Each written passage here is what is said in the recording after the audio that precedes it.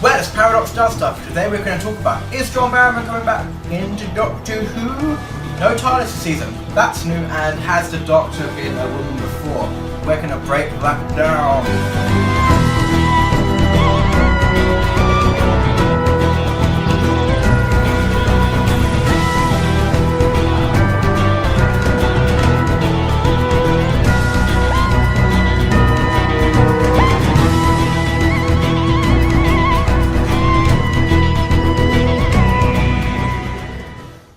So, ParadoxDoesStuff, we're doing Doctor Who, and we just saw the new episode. Season 11, Episode 1, The Woman Who Fell to Earth. We have the new companions, we've got the new Doctor, we've got a new story. It's essentially a brand new show. We've got new, amazing cinematics, and we've got a lot to discuss. So, let's go around the table, and it doesn't exist, might I add, and just get a brief kind of how they felt about the episode, and then we're going to go a bit deeper into it. So, Lewis, how do you feel about the episode? I'll hand this over to you. Well, dude, the newest episode I thought was amazing. I really enjoyed it. It was a new outlook. I thought it looked beautiful. I was down. Thank you very much. Thank you for being down. Adam, I know you've got a lot to say, but just for now, just give me a quick, a kind of how you felt instantly. So, just on a brief point, I think that as a starting episode for a new Doctor, this is possibly one of the strongest that we've had in a while. I think this is personally better than 11th Hour, and I personally think it's better than Deep Breath. It's a great jumping on point for people who've never seen Doctor Who before, and as a result it means that this can be a new enjoyable for a brand new generation. This gets something that a lot of people who have not watched Doctor Who before can actually now just hop straight into it. Totally agree. You know, essentially, at the start of most Doctor Who seasons, they are, in a way, all of them jumping on points, apart from a couple of seasons you can say aren't jumping on points. Like season 6, it's, you know, you can say, oh, it's a jumping on point, but then you need this backstory and this backstory. The majority of Doctor Who seasons can be considered jumping on points, but this one in particular, because it's a very different Doctor Who. This is a Doctor Who you haven't seen before. This is, I would say it's slower. You know, when you see an opening Doctor's episode, it's not necessarily slow, but there's, or fast. There's a kind of nice pace to it, where this one starts off really slow, and the soundtrack in particular really has that. It's a very soft, kind of almost wave of music. It feels alien, the music, if anything. The music feels very alien. You don't hear a lot of instruments that you recognise, especially I recognise, apart from sometimes later when you hear the theme. Speaking of the theme, I'm not sure if this is the official theme yet, but the scene where Doctor is putting together the screwdriver, there's this kind of, you know, well, I'm going to assume there's going to be her theme. Either that, or it's just going to be the dun dun dun dun dun dun dun, because when she first falls through the train roof, that's what we hear. So let's go around and talk about maybe some things that we didn't like from the episode. Who wants to jump on that first? I'll let you go first. Do you want me to go first? Okay, here's my problems with the episode, and surprisingly, there's not a lot. It's not so much a case of dislike. It's a case of me being impatient and expecting something that I would usually get in a Doctor's opening episode. So it's different in a case of, you've made a decision here that I just do not like. And these are the things that I will be. We didn't get the intro. You know, I think in 11th Hour, I can't remember if you do get the intro. You get the intro for sure, and Christmas Invasion you get. It's the first episode of Doctor Who we've had in a lot in years. Yeah. That hasn't had a opening sting, an opening credit. Like there is nothing that gives it to you. I think though that it's very, with this generation of film, and with this generation of shows, that the first episode doesn't have an opening title, because it's pure cinema, and then from episode 2 we'll then probably have the opening that will then give you that something extra to come back for next week. I totally agree. In fact, if anything, I think this episode of Doctor Who, it feels like a film. It's paced kind of like a film.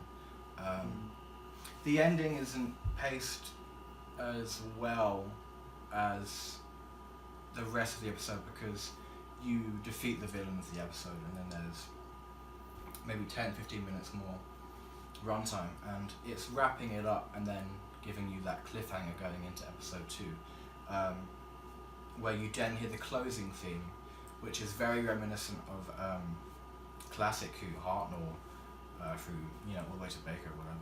It's very, very classic and we've got those weird Windows Movie Maker looking colours and stuff that we see, and it's quite odd because I wonder if that is just a theme song now, and if it is, it's quite strange because coming up to the show they said the new theme is going to be weird. It's going to be something very different was the words that were used for the new series, which in a way it's not a lie because I would say that most Doctor Who fans today knew Who when we jumped on this generation.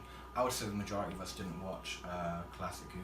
I've seen my fair share of it through the Sun series, and you were a big classic guy as well, right? I watched quite a bit of classic Who because my first Doctor is actually Tom Baker because during the break between 1997 and 2000 and the early 2000s,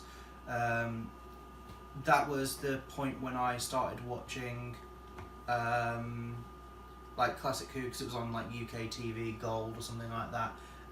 It was on like a Sunday morning, and that was how I first got into Doctor Who. And a lot of the stuff that we now see in, because the thing about Russell T Davies's Doctor Who and Stephen Moffat's Doctor Who is it takes a lot of the old formula but regenerates the no pun intended, but regenerates how it's done to cater to a new audience.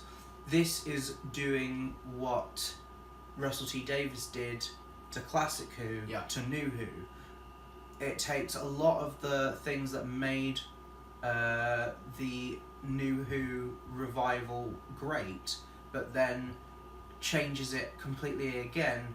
Because I definitely got Broadchurch vibes from Chibnall with this first episode. It does definitely feel like this cinematic story. Definitely gets the story has a good build. There's nothing like too outlandish for the first episode, so it doesn't become confusing to somebody who's never seen it before. The directing and just how it looks. It looks stunning. Oh yeah. I can't think of an episode that has looked that visually stunning since I'd say probably 50th anniversary. Yeah, it's a different kind of experience because 50th anniversary you're looking at big budget and let's call it 50th anniversary what it is. That's a film. Yeah. Of course. It's shot differently. It's put together differently. The colours are different. There seems to be a lot of an orangey kind of feel to this new series, but not like a orange. It's more of like a sun, like a nice sun orange. I think that there's two tones which I actually get from it. Quite a darkness to it. Oh well. Yeah. Like if you put an episode of Moffat's Who right next side by side with this first episode, there is so much darkness. Like there's so much more different shades of colour that we didn't see in these previous Who's to make it look that a little bit more gritty, I would say. Yeah.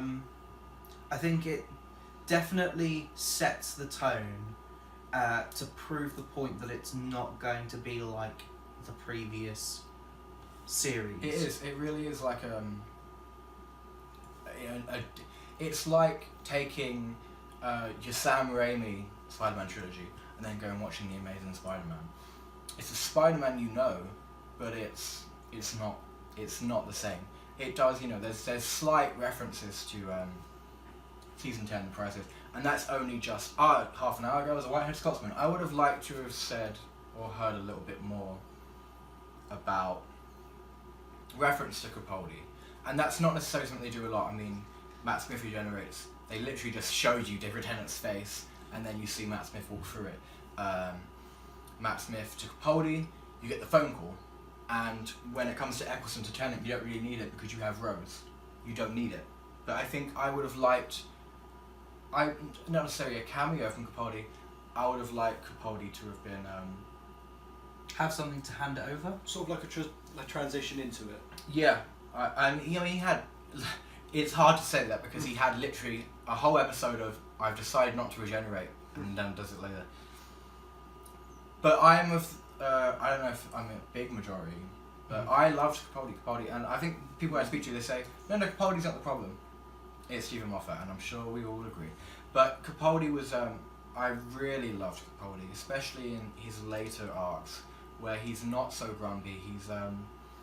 He's a man who does care, but kind of resents himself for that because he knows it can get him into trouble. He knows it's always the cause of things. So I liked Capaldi's arc. I think Capaldi was a phenomenal Doctor, and it would be nice to see just a final kind of thanks or whatever. Just a nice little transition to say this is old who, and this is the soft reboot we're giving you, which is, as a soft reboot goes, it was pretty hard. Let's move on and talk about the characters, because the characters are what hold this story together. The story itself is good and it's fine, but it's the characters that really drive this piece. We want to touch on some of the characters. Tell me who maybe you like or whatever. Go for it. I mean, I quite like Yaz. She stands for no shit. She's got You're fine. Go. She's like her own person. She's strong-willed. She looks like she's not gonna take any crap from anyone. She looks like she's gonna actually be a good companion. You got the main guy, Ryan. Ryan, yeah. Ryan Sinclair. That's a great name. Yeah, he seems like a good guy, sort of like a straight man we can all sort of identify with, by the looks of things. And then of course we have Bradley Walsh. Yeah. We have Bradley Walsh, who is playing the role of Graham. Graham, who Which we're is all obviously extremely excited about. Some slightly more than me, but I'm still diggity down. It's going to be quite weird to see them overcome with grief for the next few episodes and see how that's going to play into it. But for now, I'm really down on the companions myself. It's going to be good to see a bigger cast, because when we've seen a bigger cast of companions before, like with Captain Jack, Mickey, Rose, it's been great. It's been just one hell of a laugh. Nice one. Characters. Okay, so I've got a couple of points I wanted to talk about. So, for a few things, for Ryan, to have a character who, because they let on very early that he has a disability for dyspraxia. As a person who suffers from a mental health disorder myself, I know that Jack, you have something as well. I do? Yes. Well, Maybe. don't tell me that. No. We're all pretty messed up. But it's good to have the awareness that it's around and that anyone can have it. But my only concern is I don't want it to be something that defines him. So hearing it mentioned and having it referred to once or twice, that's okay. But I don't want it to be something that becomes. It shouldn't be an art. It shouldn't be a thing where we go, oh, we got to look after Ryan. He has mental health issues. Sure. So that's the only thing that I would say that's a down point. Yeah. Mm-hmm. But it definitely is a good point. But I don't want it to become a down point. That's the thing. For Yaz is possibly one of the best characters of this new arc. I think that she is straight to the point. She doesn't. You can definitely tell that she's got a full idea of how the character is going to be. There isn't any wavering on it. I don't think that we're going to end up going, oh, but you were like this in episode 1 and 2, and then in episode 5 you're going to be completely different. I think that you see over the course of this episode her coming to the terms of the Doctor being an alien, what is going on around her, and it's good to have somebody who's an authority figure who then gets broken down completely by the Doctor in the first few moments of meeting her. Yeah. I think that's something that's really powerful, because when she literally walks into that train and you see her as she's like PC Khan, like that's that, but and she was like, and the Doctor immediately goes, I want your name, not your title, and she immediately goes, Yasmin Khan, Yaz to my mates. To watch that sort of character development in the space of an episode is something that's incredibly refreshing in this in a new Who setting. Yeah. Graham is Bradley Walsh is one of my favourite TV personalities of all time, and I don't think that he's a national treasure. Yeah, he's on national treasure levels. He's one of the funniest people to grace the silver screen, and to finally see him get the break that he deserves in Doctor Who is something that is fantastic to see. But it's a shame that it's taken this long for him to get this sort of break. The only other person I want to talk about quickly, other than the Doctor, because I think we'll get to that in a moment, is Grace, the other character who we saw over the course of the episode. The one thing that got to me over the course of this was that we didn't see any of Grace in the build-up to this episode.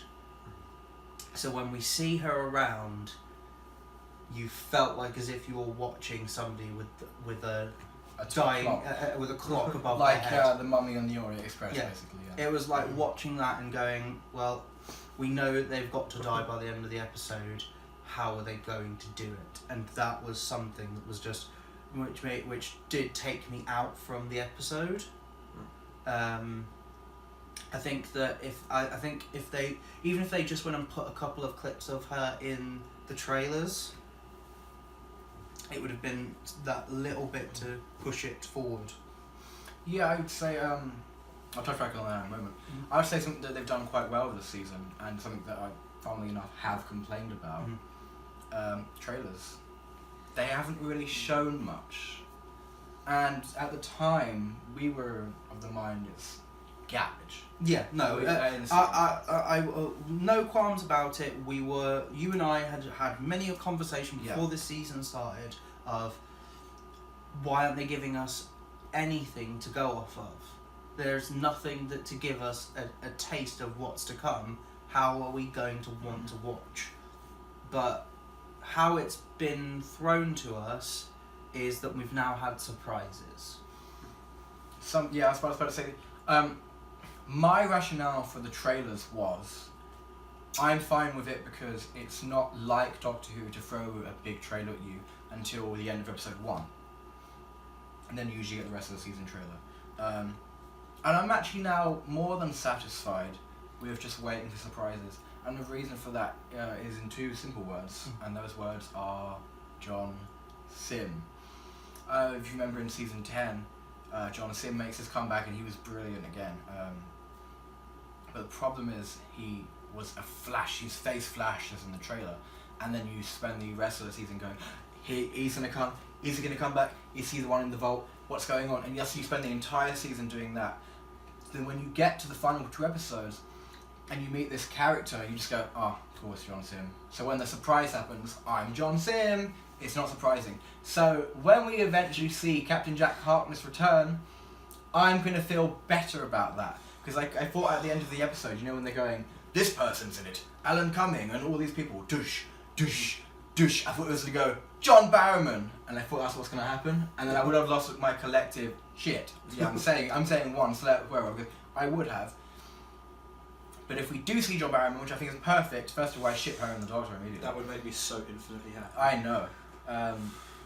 I'm happy that it isn't in a trailer, because I think that's something Hollywood and TV now needs to learn. Less is more. Yeah, fans will be impatient. Yeah, we'll kick up a storm, but in the end, we'll love you for it. Now, just to touch back on your points of the characters, Ryan Sinclair, first of all, it is a brilliant name. That is a dope name. If I was called Ryan Sinclair, I would walk around naked because I'm so awesome. His dyspraxia, I don't think it's going to become this big, our souls can't do this, I'm dyspraxia. But what it does give us is characters who are not necessarily flawless, everyone's flawless, but also they're not invincible.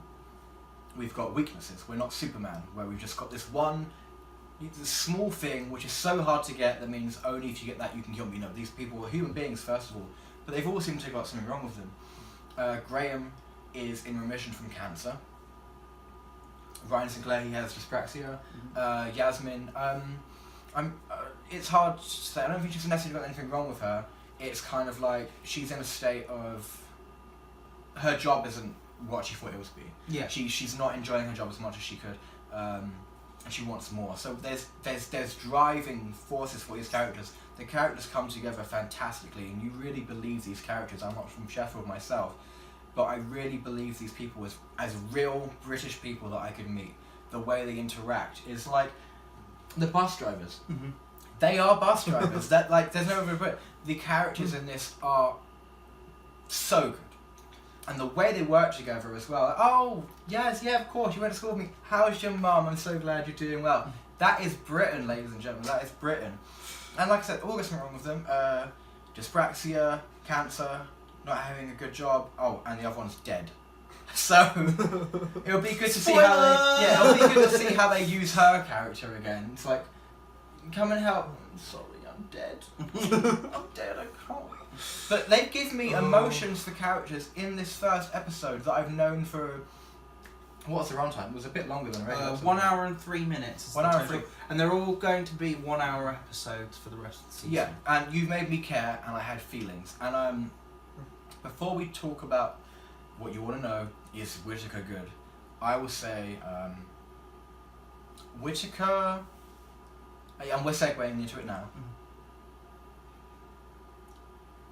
She gets the pass. Mm-hmm. She did it. Definitely. It was one of the stronger Doctor performances for an opening episode that we've seen in New Who.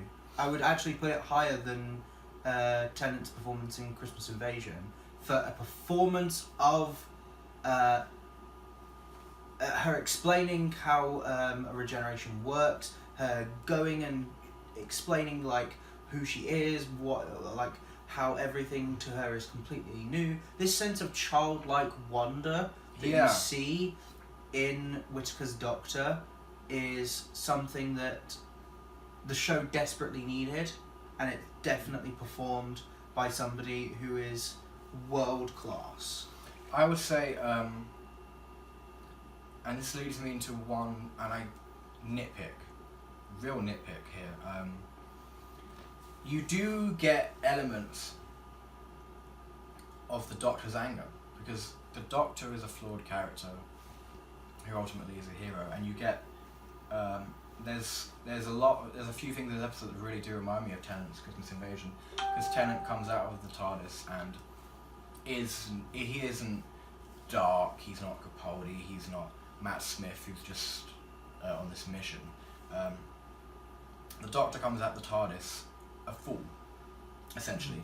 A fool, but still the smartest man in the room. And that is the kind of thing I'm getting from Whittaker here.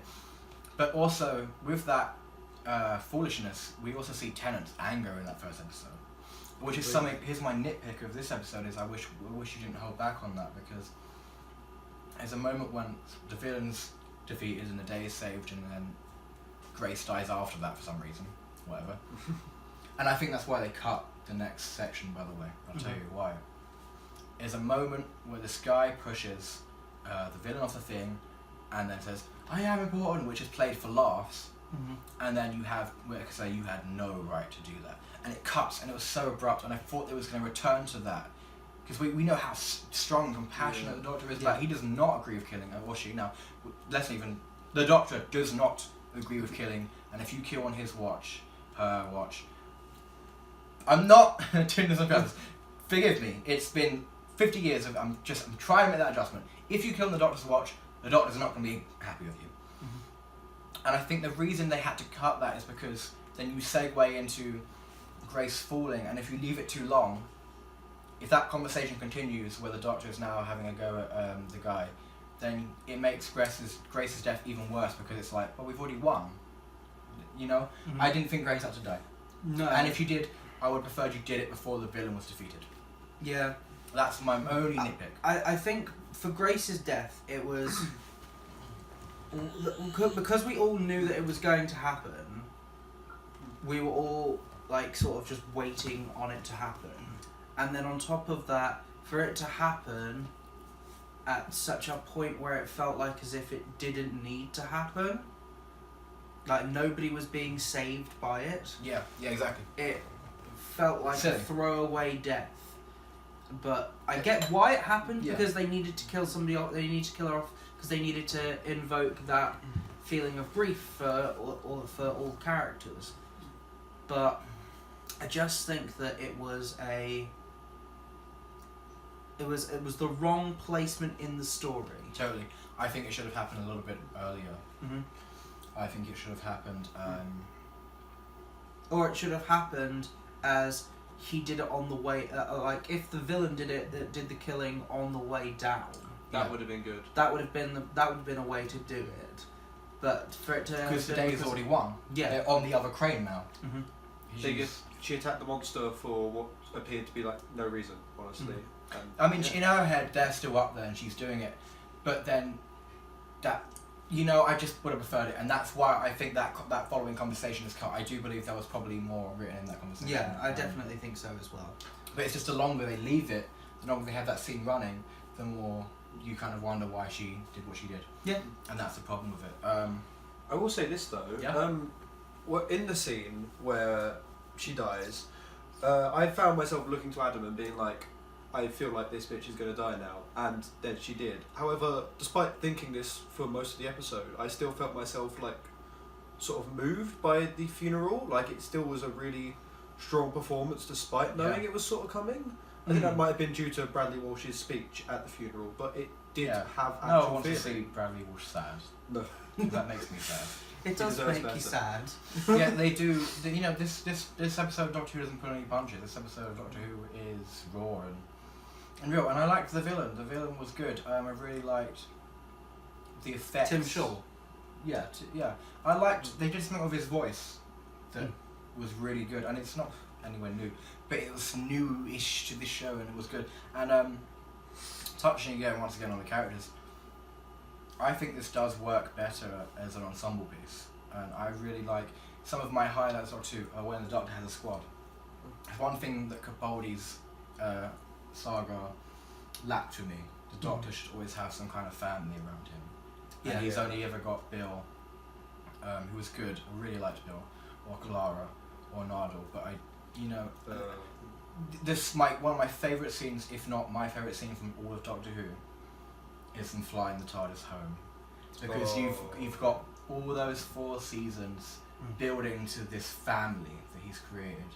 Yeah. And then they said it after. They go, Doctor, you act like you're lonely, but you've got the biggest family on Earth. Yeah. And that's the Doctor is at his and now her, the Doctor at their best when they've got the family of Earth, and that's something that I'm very, very happy about.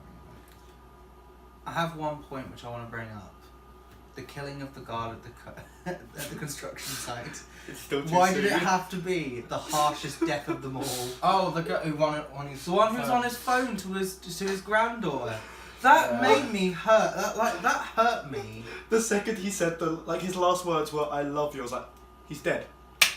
He's gone. You always know when someone's going to die in a film or TV show, because they'll either say one of these things: "Meet you back here," "See you soon," "I love you," or something. I'm 2 weeks away from my retirement. Or that, exactly, No. exactly that. There's so many tropes though with this episode. I was having a count of them. Yeah. So like the Doctor falling asleep during a regeneration trope. The Doctor having a piece of food that they really wanted. Yep. We had a couple of other things as well about some of the characters, like because of Ryan's dyspraxia during the climb, because of course balance is something that's quite important to you when you're climbing up a ladder. It was like, are you sure you're up for this? And it was like, yeah, I'll do it. And then the torch drop, which is a classic trope of if you're at a height. So Yeah. there was a lot of good classic things that you would find in any old sci-fi show, which was quite nice because it sort of did definitely characterise the episode. I've seen the episode a few times now, and the more I watch it, the more I go, this is such a brilliant setup episode. It's such a classic welcome to this world. Yeah. Because you go on this story, and I would say Ryan has kind of the, I think Ryan kind of has the hero's journey in a way. Because he starts, this is something that's bugging him, he just wants to leave it alone, he can't want to ride the bike. The greatest woman ever met in the intro. Yeah. Who did you think it was going to be when he just said... Well, you made think it's the Doctor. Yeah. Yeah, it made you think it was the Doctor. I at first thought it might have been Yaz. Because I was like, could it be like a love story arc that we're going to get from the end of this episode? But no, it was actually about his gran. And that was a really nice sort of a subversion of what I was expecting. Like, it made you expect something and then subverted it to something completely different. Because of the fact that we knew about that trope of it didn't tell you who it was, that we knew it couldn't be the Doctor. But the fact that it was because it was the gran, that made it feel a lot more powerful when we then go back to it. And I tell you what, there's more powerful moments coming, because I would like to point out a few things. This episode holds back, because you'd think, at the end of the episode, he's going to be able to ride the bike. But then you have the people going, oh no, that's stupid. He shouldn't be able to do it the second time. That's silly. He still can't ride the bike, he's still falling off and the Doctor's watching him. Mm-hmm. And another thing they held back, which I thought they were going to do during the funeral, and I'm glad they didn't, because it's going to be so much more powerful. I reckon when Bradley Walsh's character bikes it, Ryan's then going to call him Grandad. Because he doesn't call him Grandad yet. Even still now hasn't called him Grandad. And I think that's going to be so much more powerful when he eventually does. That's going to cut deep. The rift between Graham and Ryan is a great tool, which we're probably going to be getting a lot of story points over the course of the rest of this season. I totally agree. And I think that is going to be a great plot device for some stuff. Also, when we heard about his mum had died a few years prior, and that his dad is estranged, I think that also is a really great sort of thing to sort of now cement this thing of that Ryan has no one left other than Graham. And that's going to be something that is probably going to be the theme of this season. It's that Graham is the only person who's going to be there for him now when he actually wants someone there. I think that builds on the fact of what Jack said earlier, is like every character has some form of weakness that sort of makes them more human, and his is that he is alone. Like, his father has left him. Like, he has these 3 people in this world by the looks of things. Yeah, and I think that's what's going to make it so much more powerful. I think we're going to see maybe Ryan and Graham actually butt heads at some point, and they're going to argue. And Uncle Ben, Peter Parker. Is that so? Is your prediction for this season is that Graham is going to bite the dust? Eventually, I think Graham's going to bite it. Yeah. Do you think he's going to bite the dust? I don't want him to. I'm going to say no. That's because you don't want him to. What do you think? I don't think he's going to bite the dust. If not this season, then at some point I think it's going to be... I think that is how Graham is going to leave the show. That's definitely a thing. I think this new era of Who is... it's got to have the darkness in order to come to the light. Something very refreshing if we're not going to get, hopefully, and please, Shibnall, because I'm not going to lie to you, I don't have a lot of faith in your stories during your Moffat era, but do me one favour and don't Rory every character, if you know what I mean. If you're going to kill someone, let them be dead. That's the only way it's going to work as an emotional force. Yeah. So, if you kill Graham, then don't go back on it, but do it at the right time. So if you want to wait 2 seasons, I'm not fussed. But if you want to do it for the right reasons, and you do it not to just waste a character, or not to go give this person some kind of emotion for now so I can use it for later. No, do it properly, do it at the right time, or don't do it at all. Let's now go on to theories. Here's my theory. That's not my theory, it's actually Ashley's theory. He's been banned from this series. We're not going to see him at all. Ashley believes... This is the Ashley's opinion section. I've got it written down here, so I know exactly no what TARDIS this season? Yeah. I really hope that this isn't the case. If this is a Doctor searching for the TARDIS season, that's going to be something that's... Unless there is an actual big bad that is taking that TARDIS and running away with it, I can understand that. Like, if it's the Master, or if it's maybe the Rani, to bring back the Rani or something. But then Chibnall has already said, I'm not bringing anybody back this time. It's going to be something completely new for every episode. But then again, every Doctor Who showrunner has lied to us in New Who era. Yeah. Moffat lies, RTD lies, like it. So who knows? We may actually get a reveal of something that we've not seen in a long time. I would be more than happy for that. The problem is, we haven't seen the TARDIS in any trailers. Yeah. And I mean, thinking about this earlier, I was thinking, well, when would you see the TARDIS in a trailer? Because if you watch the trailer for season 5, Matt Smith's trailer, Yeah. the one they show, you don't actually see it until episode 1's come out, because then you see the TARDIS in there. Mm-hmm. We haven't even seen the TARDIS, just the box, which we know what that looks like. It looks very reminiscent of Hartnell's TARDIS. We haven't even seen that in the background, or as far as I'm aware. But I think we're probably not going to see any of that until we see the TARDIS for real. Which is the reason why I don't think we've got an opening yet. Because the opening is probably going to feature the TARDIS flying through the time vortex, and the time, the actual the time vortex itself is probably going to be quite reminiscent of the new look of the console of the TARDIS, possibly. I was thinking that's possibly why it's held back, that there's interior shots of the TARDIS, so maybe it's literally such a new show that it's diverting away from your classic, here's the box, and it's going through the loops, and it's doing spinnies. You know, because that's not how Doctor Who started. Doctor Who started as this Windows movie maker looking weird, glowy thing, and then you transition into the face. Some of them we have the face, yeah. I think so for the Doctor searching for the TARDIS is definitely going to be a thing. But again, also for the theme, we had a tiny little sting of it during the Doctor's landing. Yeah, she falls through the train, and then it suddenly goes dun, dun, dun, dun, dun, dun, like really classic Who, and I was like, oh, that is dope. I just wish that we'd got a full opening at that point, because that would have been the perfect point to drop it in. I thought that's what was going to happen. I think that the reason why they did that, though, was so that they had more time for the episode. And that's my honest opinion. And I'm fine with that. So I'm going to just go around. I have one more thing which I wanted to talk about quickly. You do? Yeah. Because we haven't had a video to talk about the new series. We've had the outfit finally revealed as a thing now. It's on her. Well, you hadn't seen it before this? No. I'd seen it obviously before, but we haven't had a video to talk about it. What is your thoughts on the Doctor's new look and the Doctor's new screwdriver as well? Okay, so I'll start with the costume. When I first saw it, I thought that she was modelling for New Look. But I didn't dislike it. I'm quite happy with it. I really like the coat. And it's different. She wears these kind of 3/4 length trousers and these dungaree things.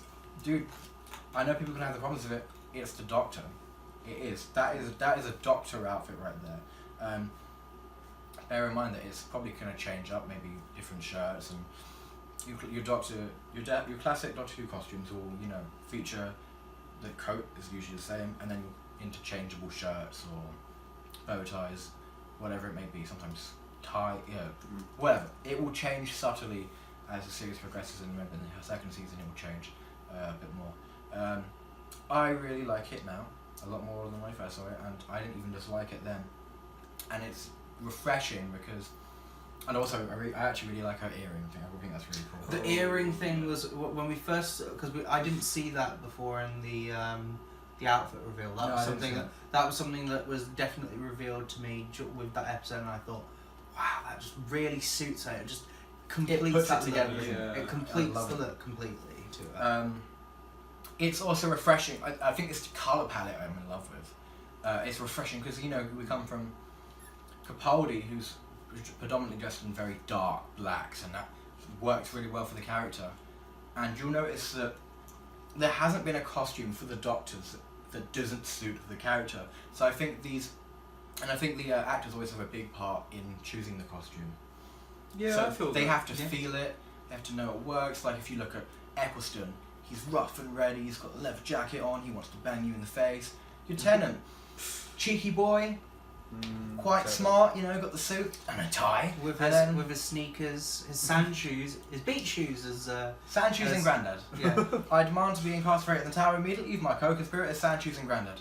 That's right. That is the exact quote. And then you have Matt Smith. You've got the waistcoat, the bow tie. Very autistic. I can say that I'm autistic. The Fez? The Fez. I would say Matt Smith is one of the quirkier Doctors, and then you have Capaldi. He's he's more serious at first. He's very stern. Doesn't take no nonsense. If you betray him or whatever, you know. The darkest Capaldi ones are the first couple episodes, and it suits, and then it gets lighter as the series progresses. He starts wearing lovely velvets and red. He's very representative of John Pertwee's Doctor. And then you come back now and you've got Jodie Whittaker, who's also quirky, but I think a more light-hearted Doctor. I do want to see a dark side to Whittaker's Doctor. I do want to see the Doctor's rage. I think that's something that's on my wish list for this series. Totally. Yeah. But it works for her character, the character we've seen so far at least. Remember, this is episode 1, so she's not entirely in the role yet. She's still regenerated, and I don't think we're going to see Whittaker as Whittaker, the Doctor, maybe until the 5th episode. I think the best part of this episode for me, her line, was when she's talking about her family and went, that's the Doctor. That's the Doctor right there. That was when you always have that moment where they go from an actor or actress to being the Doctor. For Matt Smith, it was getting ready on the roof, putting the thing on, hello, I'm the Doctor, basically. Oh, amazing. For David Tennant, it was, let's just be serious, it was as soon as he stepped out the TARDIS. Yeah. Eccleston, hello. Ron, Capaldi, when did he become the Doctor for me? In that really heart-wrenching scene, and it's not Zygon version, but that is amazing. Zygon version is still one of the best two-parters for me. Yeah. Capaldi became the Doctor to me during the phone call where he comes outside and he says, is that your boyfriend? You know, and then he goes, is that the Doctor? Is that the Doctor? And he goes, I'm right here, I'm literally right here. And then you kind of go, imagine how that would feel. That you are you, but you can't, and it's every time. So deep, so every time. You know, you will get that moment, and that was Whittaker's for me.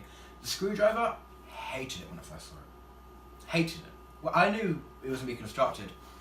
Didn't like it, but now I've seen it in context and used, and it's made of spoons! Spoons! I like it now, and I'm probably going to buy one. Lewis, I'm sorry, I took way too much time there, but I like to go into it. No, that's the thing. I have very similar opinions, but the main difference I have is I'm definitely going to buy one. Like, it's made of spoons, my dude. Like, even this, didn't like this, really love this now. It's a classic. It's a classic.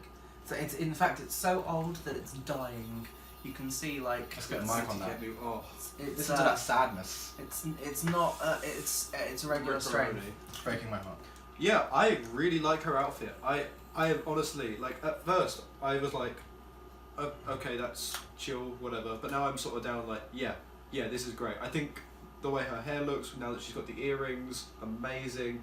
Dungarees, yes. Yeah. Spot on. It's a great look. Also, it goes with her quirkiness. Like, you've seen her, it just goes with it. I think it just pulls it all together. I'm going to be honest with you. There's a chance that I would probably cosplay Whittaker's Doctor, and I don't care. I'm so comfortable with my sexuality and whatever that I would totally do it. I wear women's clothes all the time. Not necessarily like bras and panties, and I just... Only on weekends for those. Yeah. But I'm happy to cosplay Whittaker's Doctor. In fact, I might do, because episode 6 is coming up at MCM Expo, and there's going to be a poster! Hey! Yeah, boy, that's kind of a spoiler, but whatever. Adam, how do you feel? That. So last things, as I said, like the actual costume itself, fantastic. I think it really suits. As I said earlier, it's about that childlike wonder look of the feel of the 13th Doctor. So to then have this sort of like mismatched colours and really bright and vibrant she's wonderful. I think that just suits her to a T. It's something that just makes it really great. Sonic Screwdriver, I didn't know how to feel about it, and when watching the scene of creating the new Sonic, it was something that was just really fun. And because I mean, we'd all seen the clip of right, this is going to be fun then, and seeing that moment, and to see it that it was for that bit to make her new Sonic Screwdriver, I think that really did make it feel a lot more like iconic. It definitely felt like as if this was a great moment for this episode. I agree, 100%. And I've just remembered something, Ooh. and I think this is the thumbnail that's made you click on this video. What about them? We're always putting stuff together. The Doctor's been a woman before. Potentially, and it's been referenced twice now, technically, by Missy. When she goes, I think he was a woman then. Well, maybe I don't remember. And then she goes, Whittaker goes, it's been a while since I bought women's clothes. Yeah. You say that, but the Doctor, it's the Doctor. I think that there's actually a point to that, and I'm going to make that point now. Is the Doctor didn't have to buy women's clothes though for himself. Yeah, you know, he's filling up the TARDIS. No. It's also he does have a daughter. He does have a granddaughter. So I think it could be from that sort of perspective. So I'm just going to try and debunk that possibly, just as a point to go. And also the regeneration cycles. It depends, but that's definitely a thing. It could be that. It's potential. I still believe that Hartnell was the first Doctor because of, Matt Smith also said, he's like, I'm out of regenerations. I'm going to die now and that's it. But what is rule number 1? Nothing is set in stone. No, the Doctor lies. Oh, the Doctor lies. The Doctor lies. Wait, is that rule number 1? Yeah. Nothing's set in stone in Doctor Who. No, I mean... The official rule 1 is the Doctor lies, yes. Right. Over or under 50% John Barrowman comes back this season? Under. Under? I don't think it's going to happen. So good. I would love it if it happened. I'm going 57%. It would be. I think it's low, but imagine that moment where he looks at her and she's like, "Stop it." Yeah, I want it. So I'm gonna say about 20% chance. It's a cloudy with a chance of meatballs level of realism for me. I just think that it's not the right casting for a Chibnall series, for the way that it's been set so far. I don't think we're going to see anybody from the current series of New Who, but we might, and what I'm hoping for, I think, is we might get a character, we might get a villain from a previous series, and maybe get something that is reminiscent of Classic Who that we've never seen before. That's something I'm really looking towards. I think if we get something that we haven't seen from Classic Who that's in New Who, all the power to Chris Chibnall. I think that he could actually pull it off. Well, we're all waiting with bated breath to see where the rest of the season takes us. As far as the episode goes, I'm giving it a strong 7 out of 10. It's not my favourite Welcome Back to Doctor Who, but it's a solid entry, and Jodie Whittaker is doing fantastically from what we've seen so far. What are you going to give this out of a 10? I give it an 8.5. I really enjoyed it, honestly. I thought it was really good. That's a good score. It's a solid 8 for me. I think it's possibly it's possibly one of the best Doctor openers we've had in this generation. I concur. Join us next Monday where we can do this all over again for the next episode, episode 2. What is it called again? Something, the ghost something? Yes, that's what it's called, the ghost something. We will see you then, and this is Paradox Does Stuff, signing out with Clarky and Lewis. Find us here.